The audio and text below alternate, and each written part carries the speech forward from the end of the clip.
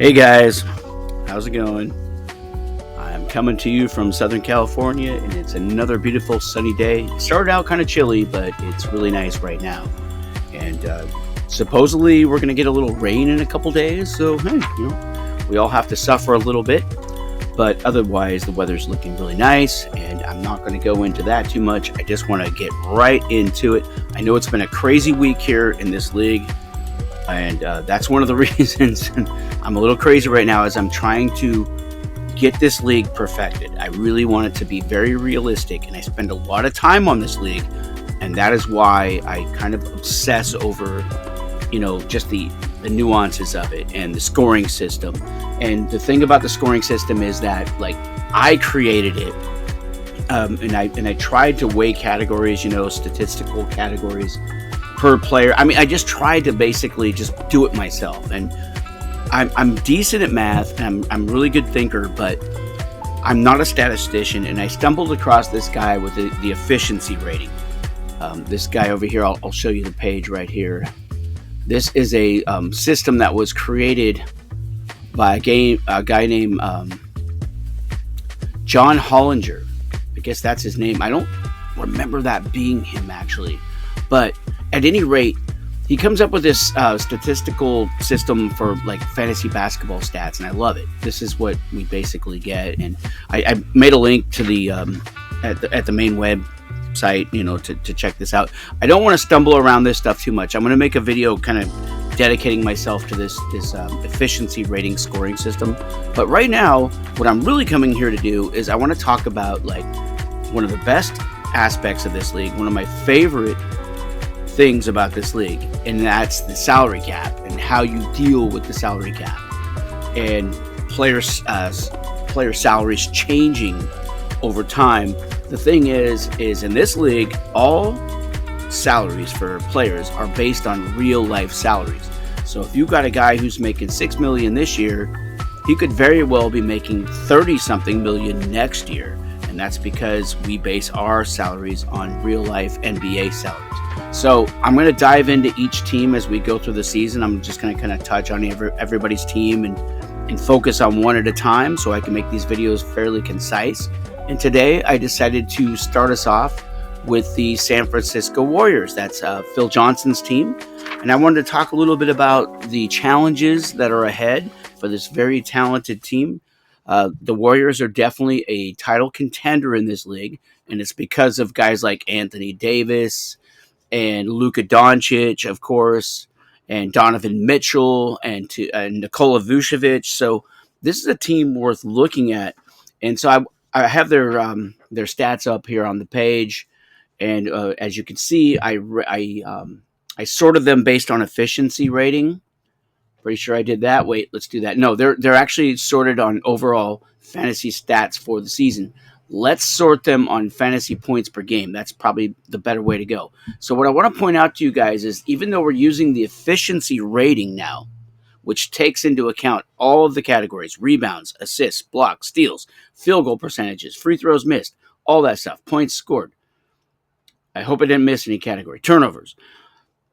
The efficiency rating takes all that into account, but that is a lot based on, a lot of times, that efficiency rating will go up higher because the guy plays more minutes. And what the efficiency rating is attempting to do is give credit to guys who get more minutes, but also give credit to guys who get less minutes.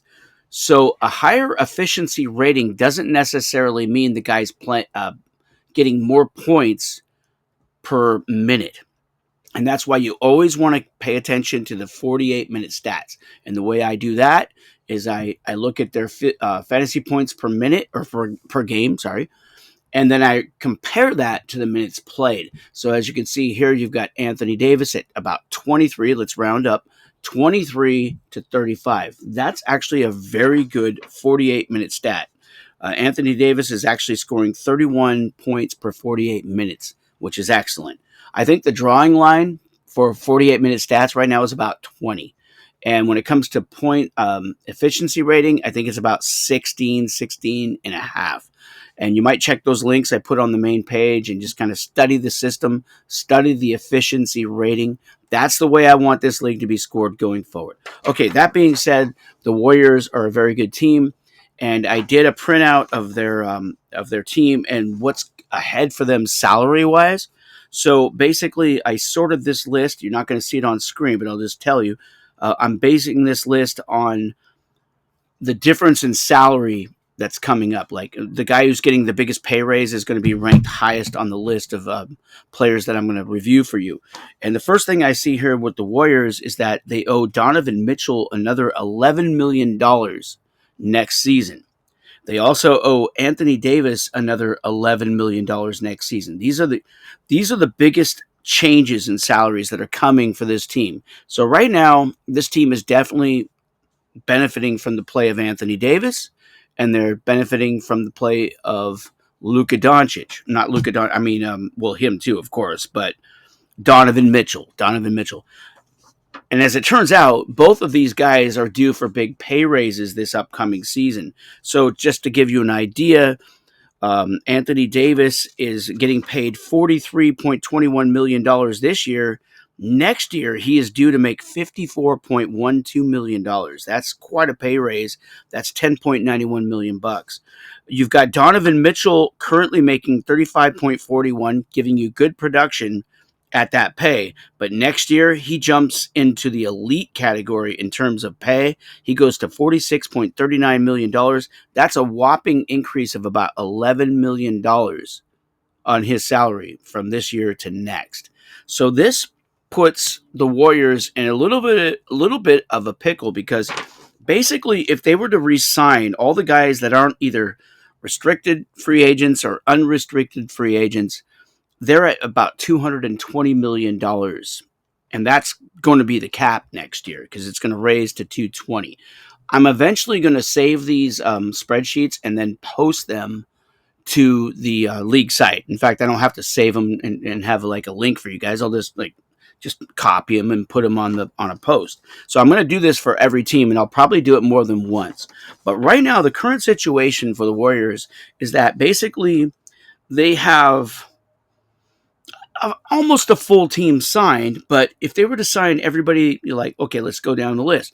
Donovan Mitchell, Anthony Davis, Luka Doncic, Chet Holmgren, Jalen Williams, Nikola Vucevic, TJ McConnell, Amin Thompson, Jay Huff, Julian Strother, Wendell Carter. If they were to sign all of these guys, it would cost them $220 million. That is the cap. So this team is basically going to have to make some tough choices this offseason. They're going to have to off somebody in order to make all of this work. And when you look at this roster and you look at who could be expendable, you want to look at efficiency ratings, and you also want to look at their 48-minute stats. And the first thing that jumps out at me when it comes to extending contracts is probably going to be Wendell Carter. Wendell Carter, playing center, is due to make $11.95 million next year. And he's a decent player. He's a rotational player. But the fact that this team has Vucevic and they have Chet Holmgren makes me think that maybe that's where this team is going to have to make a tough cut. And they're going to have to possibly let go of Wendell Carter.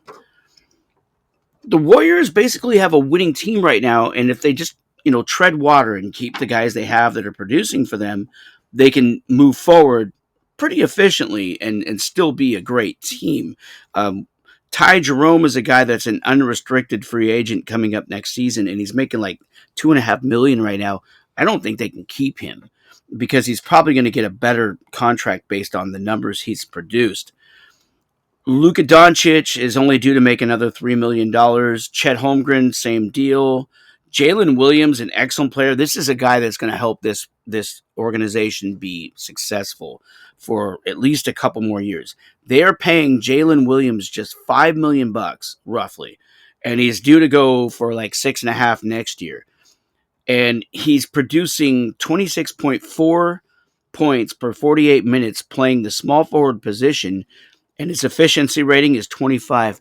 That is outstanding. And that was a great pick. That was an early pick by the Warriors this year. I think it might even have been a first round pick. And we all commented that that was a great pick. A couple of us did, at least in the draft. So Jalen Williams makes this team pretty good. And then you've also got, of course, Luka Doncic. And if they want to go after Davis, he's going to cost them. Anthony Davis is one of the best players in the league still. He's only 31 years old. He's getting 31.2 per 48. That's based on efficiency. And his efficiency rating pretty much leads the team at 32.87. Anthony Davis is a highly productive player for every minute he's on the court. So, you know what? Paying this guy $54 million, it's going to be a tough call. You could either free up $54 million and go on a spending spree and get some depth, or you could just put all your eggs in that basket, go after Anthony Davis, and hope that you've got a really good power forward to back him up. And we're not really seeing it on this roster right now. I'm not seeing great backup power forwards. Nobody that can actually replace Anthony Davis. So the Warriors have some tough decisions ahead. And it should be interesting. And again, I'm gonna post these numbers. I'm gonna go out there to Spot Track, and I'm gonna give you the salaries that are predicted or are already signed next year. I'm gonna keep you guys up to date on that stuff because I really enjoy this format we're playing under, this fantasy basketball format where we have a salary cap. We got salaries based on real life NBA salaries, and we also are playing under an efficiency rating for our scoring system. I think this league is going to rock going forward. This is very entertaining for me, especially. And I'll let you know also at the end note here. Look, my team was just running the table before I made this little switch on the scoring system, and I couldn't help myself. I had to, because I want this to be as realistic as possible. The Saints were running the table. They're no longer doing that. We are struggling to get back to dominance.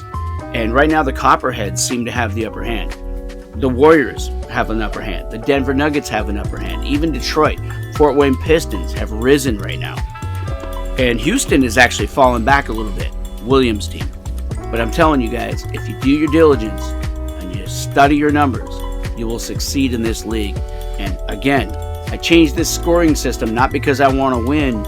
I don't want to do that. I don't want to cheat. I just want realism. And guess what? My team fell back considerably. I'm now in the middle of the pack. So you can trust me, man. I am totally trying to make this league great. And I love the salary cap system.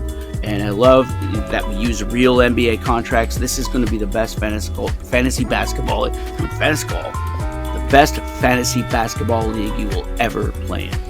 That's what I'm shooting for. And I've got it. I think I'm nailing it. I'm getting down there, man.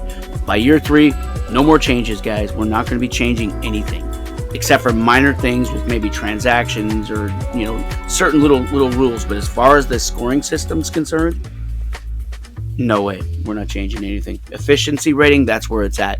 And I'll talk more about that in a future video. All right, guys, I'll talk to you later.